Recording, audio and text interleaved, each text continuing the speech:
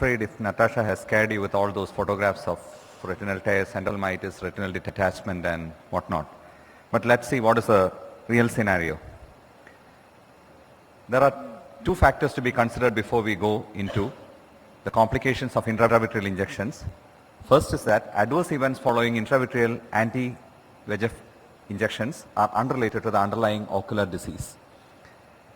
And second, complications after intravitreal injections of anti-VEGF are similar across the different agents, barring steroids.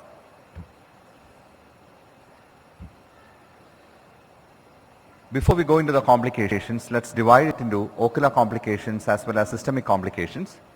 As we have just seen in the video, ocular complications are endophthalmitis, intraocular inflammation, lens injury, rhegmatogenous retinal detachment, an elevation of intraocular pressure, and an ocular hemorrhage.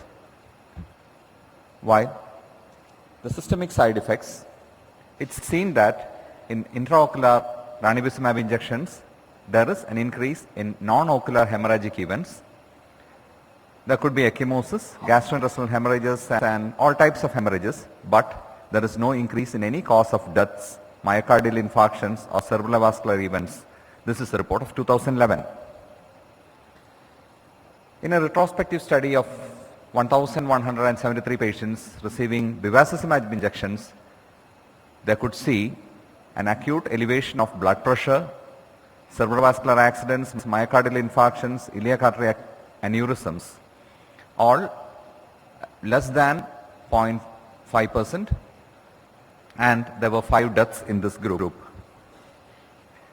In a head-to-head trial and meta-analysis comparing Avastin with Lucentis, Avastin was found to have 11% higher risk in all-cause mortality and 57% higher risk of hemorrhagic stroke, while incidence of a myocardial infarction and ischemic stroke were equal in both the groups. Serious systemic infections and gastrointestinal disorders were more with the Avastin group, and arterial thromboembolic events were equal again in both the groups. There is an exception to most of these systemic complications. That is a drug which is now almost part of history. That's a pegaptanib.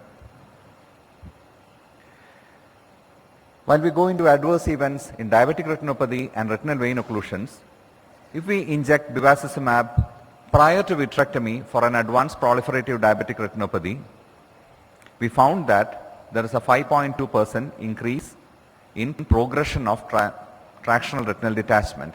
Most of these cases we inject prior to vitrectomy to control the intraoperative hemorrhage. And this is found to be safer when the interval between the injection and the interval between the surgical procedure is very short. In AMD, we find that once in a while you get a retinal pigment epithelial tears, and the reported incidence of RPE tear after the injection varies from 0.06 to 27%, and it in fact seems to be higher than the actual course of the disease, the natural course of the disease. And this is how we get an RPE tear. The pre-injection, it's seen in a PED, large PEDs, where you find that there is an RPE tear here, picked up on an FFA as well as an OCT. Similarly, in retinopathy of prematurity, when we inject, the fibrotic component of the neovascularization may accelerate after the inhibition of angiogenesis, and retinal detachment might worsen. This is of course seen only in stage 4 and 5 of our ROP and not in the earlier stages. So when we are injecting in a stage 4 or stage 5 ROP, we should in fact be prepared for a vitreous surgery in the immediate future. Endophthalmitis is one dreaded complication which we come across. The incidence is 0.02 to 1.9% as per the different studies. It's much more compared to a post-cataract surgery endophthalmitis as of the current data.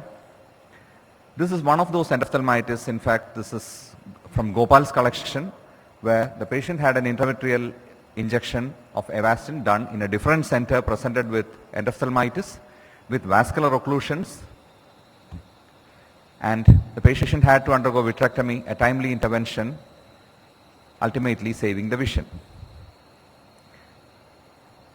Most of the patients have the organisms from the patient's conjunctiva or eyelids.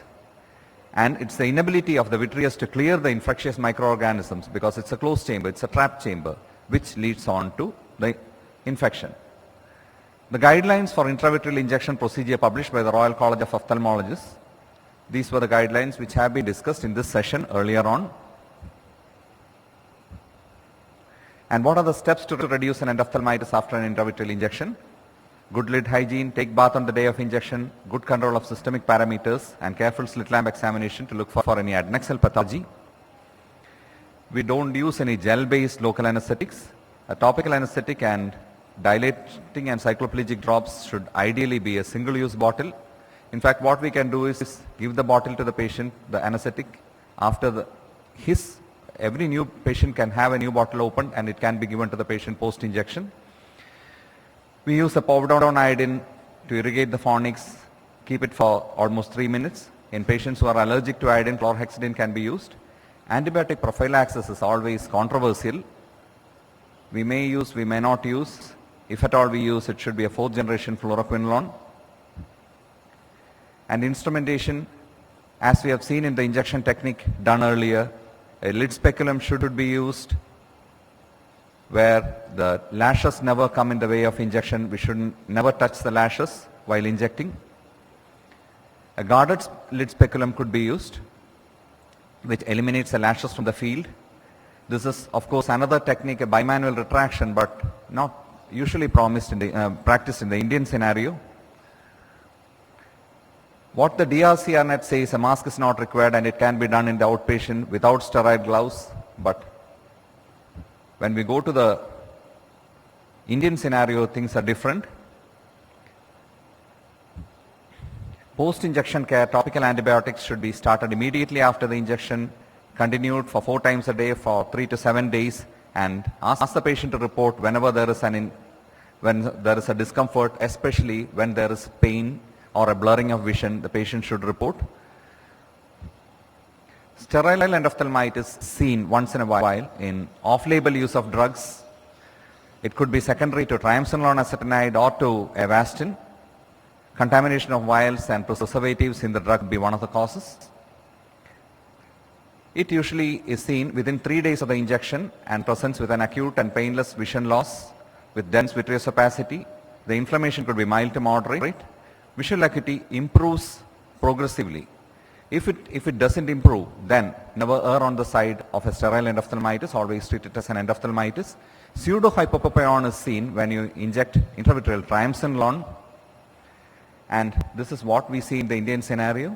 Many times we inject and we land in trouble.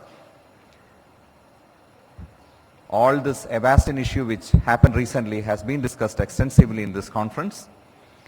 So what we do is inject in the operating room, always in the operating room.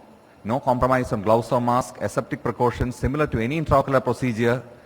Open vial, ideally not to be stored, done on either single day or converted into aliquots, and ensure that the drug is bona fide. That is very, very important in the Indian scenario. Misuse of antibiotics is of course a problem here. For anything and everything we use antibiotics, and almost all organisms have some degree of resistance to the antibiotics, and patients should be advised to report as soon as there is a complication. Whenever we have an endophthalmitis, treat like a post-operative endophthalmitis and err on the side of endophthalmitis. For us, prevention is better than cure. So what are the take-home messages?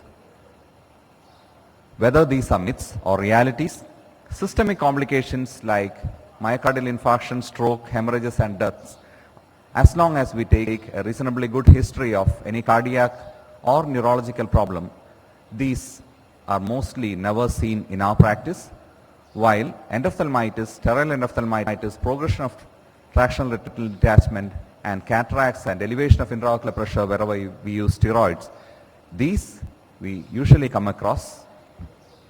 Thank you.